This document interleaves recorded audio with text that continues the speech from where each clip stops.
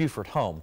Morgan was diagnosed with heart failure and within 8 days was put on the Berlin Heart. She has spent every day at Children's Hospital since early August waiting for a perfect match, a new heart. Well, last week, Morgan's parents, Robbie and Sarah, received a call they had waited 6 months for. Their daughter was to receive a new heart.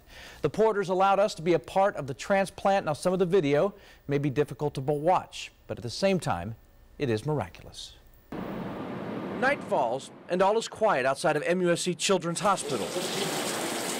But the work is just beginning for Dr. Manu Kavarana and his team. Hey guys, it's a go. They're going to be clapping in 10 minutes. For Morgan Porter's parents, hours of anxious waiting begin with a kiss. Very emotional. I just think because you knew there was this long surgery ahead. I was nervous. Of course, there were a lot of prayers and a lot of other people praying as well. As Morgan is wheeled to the OR, the wheels of a private jet touch down at Charleston International. On board, 2 MUSC doctors and a new heart for the 3-year-old. A phone call to the OR begins a race against the clock. Once the heart's out of the body at the donor side, you want to make sure that things are moving swiftly and fast enough so that you get the heart in and starting up by 4 to 6 hours. As the heart is transported by private car to Children's Hospital, Dr. Kavarana goes to work. He attached the Berlin Heart to Morgan's chest 6 months ago. It pumped blood throughout her tiny body when her heart could not. The process to disconnect the unit is lengthy and complicated. It does form scar tissue and bonds very tightly to the patient's tissues.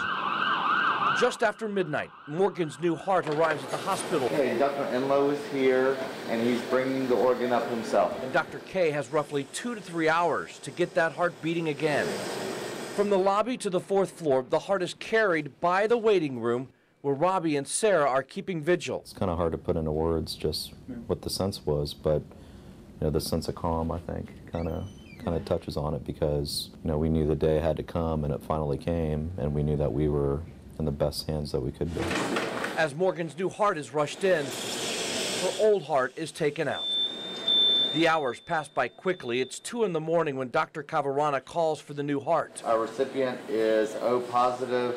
The donor is O, which is compatible. Does everybody agree? The heart is packed in ice, protected by several plastic bags, and secured in a small container. A culture is taken of the heart to make sure there's no infection. The heart is then placed on Morgan's chest. It's 3 in the morning when Morgan's new heart is sewn into her chest. 7.05. Its faint beat signals new life. The concept of loss of life to save a life is not lost on Morgan's parents. Sadness for the other family. Grateful also because they decided to donate. It's just a combination of a lot of emotions. 10 hours after the procedure began, Morgan was moved into a new room. Her first week of recovery captured in pictures. They show the increasing strength of a little girl, the faith of a family, and the miracle of transplant.